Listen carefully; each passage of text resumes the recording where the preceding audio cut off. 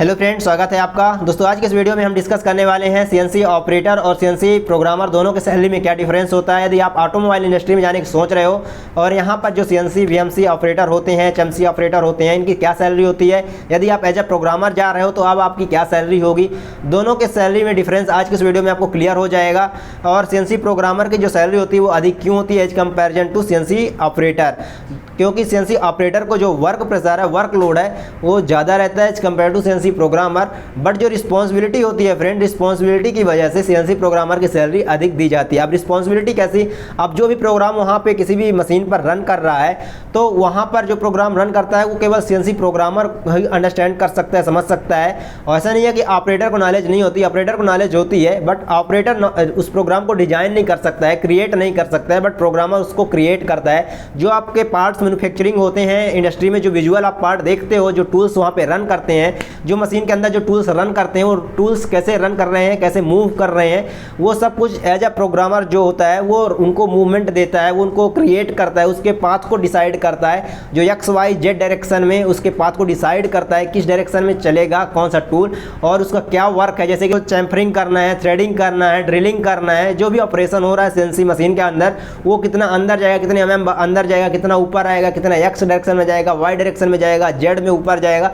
ये सब कुछ एज अ सीएनसी ऑपरेटर जो है उसके बाद समझ सकते हैं इस चीज़ को कि एक वर्किंग हो रहा है। बट उसे वो पाथ डिसाइड नहीं करता है, वो उसको पाथ नहीं देता है, बल्कि जो कोडिंग करता है, जो प्रोग्रामर होता है वो कोड करता है, कोड बनाता है और उस कोड को मशीन में डालता है, तब जाकर मशीन वैसे ही रन करना चालू करती है। तो जो सीएनसी मशीन है, सीएनसी मशीन में जो प्रोग्रामिंग करता है और उसकी रिस्पॉन्सिबिलिटी इतनी ज़्यादा होती है फ्रेंड कि यहाँ पर यदि एक mm का भी मिस्टेक होगा, एक माइक्रोन का भी यदि मिस्टेक हो गया तो वहाँ पर लाखों का टूल ब्रेक हो सकता है, टूट सकता है, जिसकी वजह से उसकी सैलरी अधिक रहती है फॉर रिस्पॉन्सिबिलिटी। जो रिस्पॉन्सिबिलिटी होती है उस प्रोग्रामर के पास अधिक रहती है। बट ऑपरेटर के पास क्या काम है कि जो उसके पास टारगेट होता है कि आज का जो मशीन का जो साइकिल टाइम है, जैसे 4 मिनट या 5 मिनट एक पार्ट मैन्युफैक्चरिंग का साइकिल टाइम है, तो वो 1 घंटे में 10 पार्ट निकालेगा या 12 पार्ट निकालेगा, जो भी है। तो उसका केवल इतना काम है कि उसको जो पार्ट मैन्युफैक्चरिंग हो उसको पार्ट को बनाना,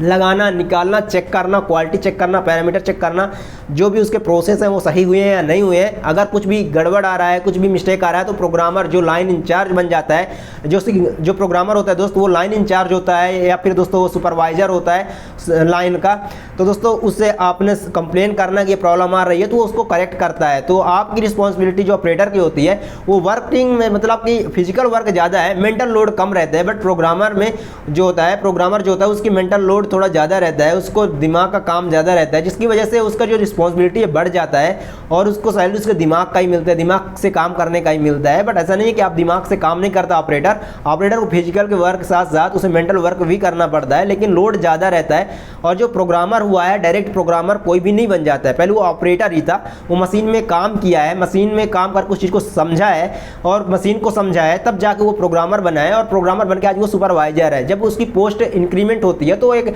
अधिक पोस्ट में चला जाता है ऑपरेटर से बढ़कर और वो ऑपरेटर को देखने लग जाता है। तो यहाँ पर यदि आपको भी एक्सपीरियंस हो जाता है और आप प्रोग्रामिंग का कोर्स कर लेते हो 1-2 महीने का, जो शॉर्ट टर्म कोर्स होता है, तो दोस्तों आपकी भी सैलरी में इंक्रीमेंट हो जाएगा। अब कितनी सैलरी होती है, तो सैलरी यहाँ पर दोस्तों आपका एरियाज वाइज, जैसे कि यदि आप लोकल हो और लोकल में इंडस्ट्री है तो जैसे कि आप पीथमपुर लोकेशन में चले जाते हो तो यहाँ पे कम होता है, सैलरी थोड़ा कम होती है। अगर आप दिल्ली में चले जाओ, पुणे लोकेशन में चले जाओ, चेन्नई में चले जाओ, दुबई में चले जाओ, यूके में चले जाओ, यहाँ पर चले जाओ, यूएसए में चले जाओ, तो दोस्तों यहाँ पर सैलरी इंक्रीमेंट आपका इंटरनेशनल लेवल में जो होता है वो बहुत ज़्यादा होता है। बट यदि आप इंडिया में ही काम कर रहे हो, दिल्ली पुणे लोकेशन में, तो यहाँ पर भी आपकी सैलरी 20,000 प्लस होती है। सीएनसी प्रोग्रामर या सीएनसी ऑपरेटर के रूप में जाते हो तो सीएनसी ऑपरेटर में भी जाओगे तो 20,000 तक रहती है, प्रोग्रामर के रूप में जाओगे तो 30,000-35,000 रुपये रहती है। तो दोस्तों यहाँ पर इतना सैलरी का डिफरेंस होता है। आई होप आपको क्लियर हो गया होगा। यदि आप सीएनसी ऑपरेटर या सीएनसी प्रोग्रामर के रूप में जाना चाहते हो कहीं पर भी तो आप जा सकते हो, बहुत बढ़िया तरीके से काम करिए, वहाँ पे एक्सपीरियंस लीजिए, आपकी सैलरी ऑटोमेटिक इंक्रीमेंट होने लगेगी।